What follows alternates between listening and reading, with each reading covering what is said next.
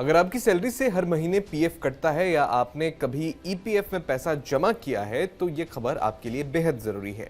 सरकार ने 74 साल पुराने ईपीएफ स्कीम यानी 1952 की जो स्कीम थी उसकी जगह अब ईपीएफ स्कीम 2026 लागू कर दी है। लेकिन सबसे बड़ा सवाल यही है कि क्या अब पीएफ ज़्यादा कटेगा? क्या पीएफ का ब्याज बदल गया है? क्या पीएफ निकालने के नियम बदल गए हैं? क्या आपकी सैलरी पर असर पड़ेगा? आज इस एक्सप्लेनर में हम इन्हीं सभी सवालों के जवाब जानेंगे ताकि वीडियो खत्म होने तक ईपीएफओ के नए नियमों को लेकर आपके मन में कोई कंफ्यूजन ना रहे। नमस्कार, आप देख रहे हैं टीवी 9 का खास शो पैसा, पॉलिसी और पब्लिक। मैं हूं अरुण सुंदराल।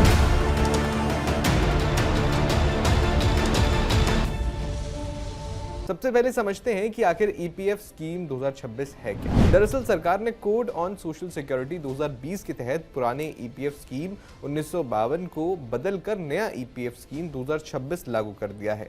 ध्यान देने वाली बात यह है कि सरकार ने पीएफ सिस्टम को पूरी तरह नहीं बदला है। इसका मकसद लोगों के पैसे या फायदे कम करना नहीं, बल्कि पूरे सिस्टम को ज्यादा डिजिटल, आसान और पारदर्शी बनाना है। यानी पुराने नियमों को आधुनिक जरूरतों के हिसाब से अपडेट किया गया है। अब सबसे बड़ा सवाल यह है कि क्या अब पीएफ ज़्यादा कटेगा? तो सीधा जवाब है कि नहीं। सबसे बड़ी राहत यही है कि कर्मचारी और कंपनी दोनों का 12-12% योगदान पहले की तरह ही रहेगा।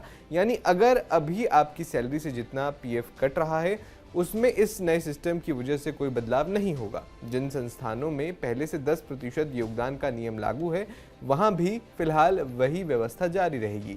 यानी पीएफ कंट्रीब्यूशन रेट में कोई बदलाव नहीं किया गया है। अब दूसरा सवाल, क्या पीएफ पर मिलने वाला ब्याज बदल गया है? इसका जवाब भी है नहीं। नई ईपीएफ स्कीम में कहीं भी ब्याज दर बदलने की घोषणा नहीं की गई है। हर साल की तरह ईपीएफओ का सेंट्रल बोर्ड ऑफ ट्रस्टीज ही ब्याज दर तय करेगा।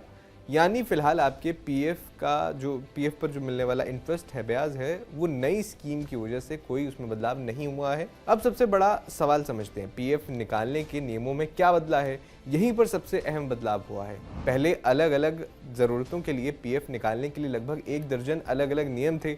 अब इन्हें आसान बनाकर बड़ी 3 श्रेणियों में रखा गया है। पहली, ज़रूरी ज़रूरतें जैसे बीमारी, बच्चों की पढ़ाई या शादी। दूसरी, घर से जुड़े खर्च जैसे मकान खरीदने या बनवाना।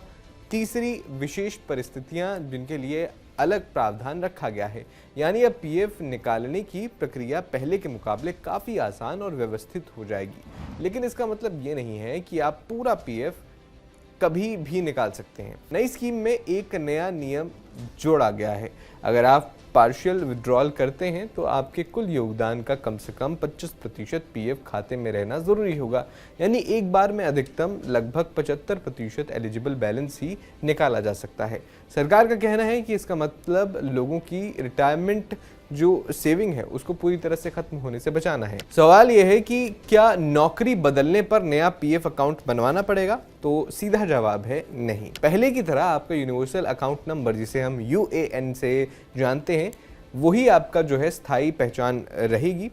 आप नौकरी बदलेंगे तो आपका पीएफ अकाउंट उसी यूएएन के तहत या उसके साथ जो है चलता रहेगा। यानी इस मामले में भी कोई बदलाव नहीं किया गया है।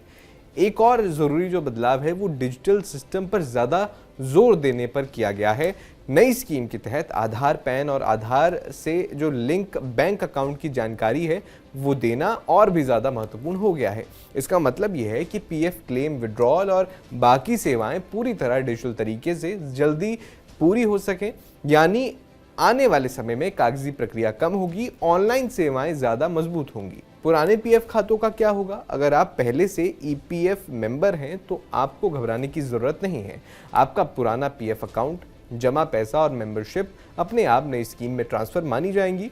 आपको नया अकाउंट खुलवाने या कोई अलग आवेदन देने की ज़रूरत नहीं होगी। यानी एग्जिस्टिंग मेंबर्स के लिए ट्रांजिशन पूरी तरह से ऑटोमेटिक रहेगा। कुल मिलाकर ईपीएफ स्कीम 2026 का सबसे बड़ा मकसद नियम बदलना नहीं, बल्कि पूरी जो पीएफ सिस्टम है, पूरा सिस्टम है, मॉडर्न, डिजिटल और यूज़र फ्रेंडली इसको बनाना है। आपका इस पर क्या विचार है? कोई और सवाल हो तो कमेंट बॉक्स में ज़रूर लिखिएगा।